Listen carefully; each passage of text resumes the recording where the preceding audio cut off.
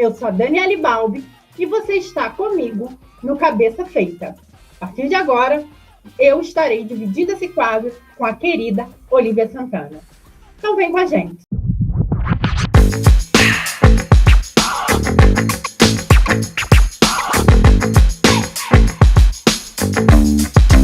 Hoje nós vamos tratar de um tema muito discutido há algum tempo, mas que ainda suscita muitas dúvidas porque em torno dele há muitas incompreensões. A relação entre o racismo estrutural e a guerra às drogas. Nós sabemos, e muito ouvimos falar, que no Brasil a polícia é a que mais mata e também é a que mais morre.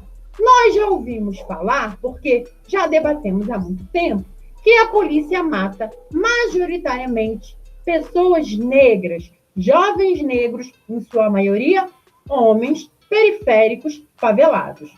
E também ouvimos falar que essa polícia é a polícia que mais morre, composta também majoritariamente por homens negros. Será que o resultado desastroso dessa guerra às drogas, que é o morticínio de tantas pessoas negras, é um mero acidente de percurso? Ou seria, na realidade, desde sempre, a sua finalidade primeira? Para discutir pontualmente essa questão, nós precisamos retomar o início da gestão e concepção dessa política, não só no Brasil, mas internacionalmente. Mais ou menos entre o final da década de 40 e o início da década de 50, o problema da drogadição, assim chamado na época, ou do uso excessivo de entorpecentes, começava a preocupar algumas autoridades ao redor do planeta, principalmente autoridades de países desenvolvidos ou de países do centro do capitalismo. Uma série de legislações nesse período, entre a década de 50 e a década de 60, foram reforçando a perseguição ao uso, consumo e venda de drogas e também a criminalização dos usuários de entorpecentes. A partir da década de 70, nós observamos que no Brasil o uso dessas mesmas substâncias cresce assustadoramente, também entre a juventude.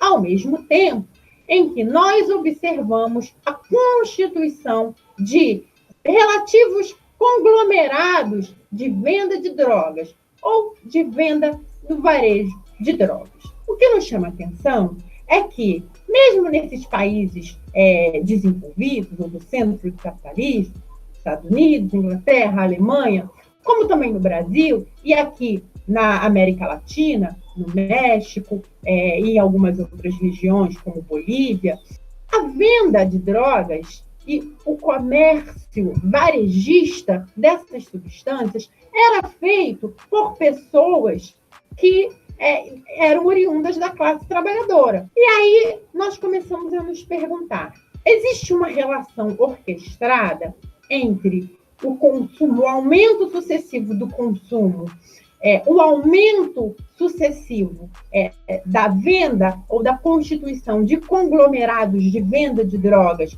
por parte dessa classe trabalhadora jovem empobrecida e, consequentemente, o recrudescimento da perseguição a esses jovens? Uma das respostas mais contundentes é nos entregue pela obra de uma das maiores pensadoras negras e comunistas, a Angela Davis, em seu livro Estariam as Prisões Obsoletas? Lá ela discute que justamente no período da década de 60, nos Estados Unidos, entrando na década de 70, há um aumento sucessivo dos complexos penitenciários, cuja finalidade é encarcerar a juventude negra.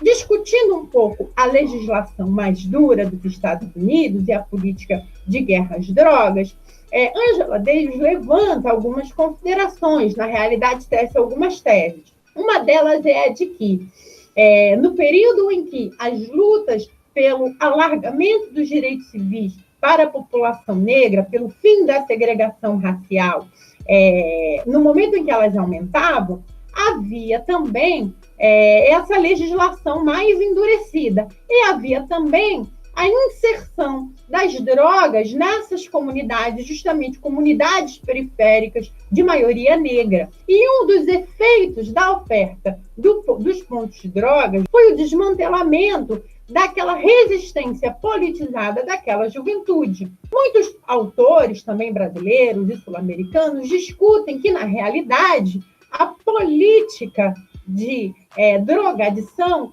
foi implementada pelos próprios poderosos, pelos próprios governantes norte-americanos, com a finalidade justamente de enfraquecer a organização dessa comunidade dentro dos partidos ou dos coletivos de orientação antissistêmica, comunista, marxista, e, ao mesmo tempo, construir essas legislações mais endurecidas para que pudesse assassinar essas juventudes. No Brasil não foi diferente. Na década de 50, no final da década de 50 e até ao longo da década de 60, nós tivemos um aumento da participação da classe trabalhadora como nunca antes nós tínhamos assistido na organização de coletivos antissistêmicos, de coletivos para alargamento de direitos, de orientação socialista, comunista ou trabalhista.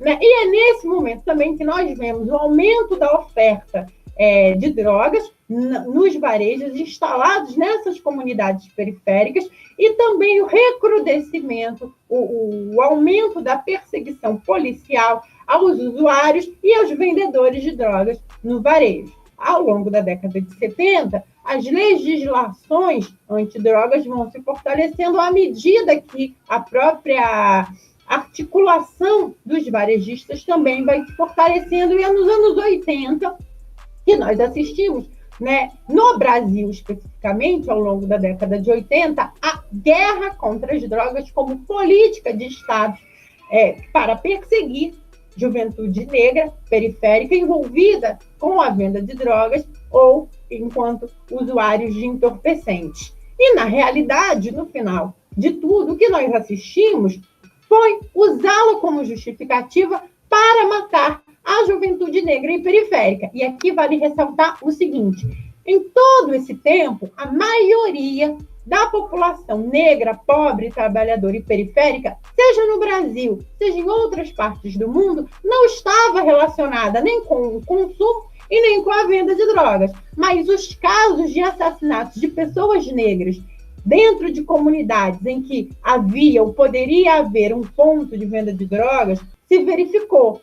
Ou seja, há possibilidade de se concluir que a guerra às drogas veio a calhar no sentido de desmantelar tanto essa relação da consciência da juventude negra, pobre, periférica e trabalhadora, lutando por direitos, como também servindo aos interesses dos poderosos de, através do medo, através da imposição da força do Estado policial, matar parcela significativa dessa população, impedindo, inclusive, que ela se organize e também, como sempre, garantindo a racionalização do mercado de mão de obra reserva. Aqui, além do livro da Angela Davis, eu indico também o Poderoso Chefão, sequência 1 e sequência 2, porque ali nós temos uma discussão, de forma muito problemática, sobre a introdução dos cartéis de drogas nos Estados Unidos, de certa maneira, sua relação com Cuba. E acho curioso, porque Cuba, em 59, entre 58 e 59, na década de 50, era o quintal dos Estados Unidos e era também um lugar onde se consumia muita droga, onde se vendia muita droga, sobretudo para a juventude rica. E o Poderoso Chefão trata justamente dessa relação entre as máfias locais, as polícias constituídas, a política de incentivo à formação de grandes cartéis e também a discussão sobre a introdução das drogas nos bairros periféricos de trabalhadores. É uma discussão que passa ao largo, mas aqueles que são aficionados na obra, como eu, percebem. E você, que está tendo essa dica, dá uma olhadinha nela e comece a perceber como, na realidade, muita coisa está interrelacionada. Eu fico por aqui. Foi um prazer enorme poder falar com você. Um beijo e até a próxima. Será que ficou longo? Ai, tomara que não. Será que vai dar para cortar? Beijo, obrigada.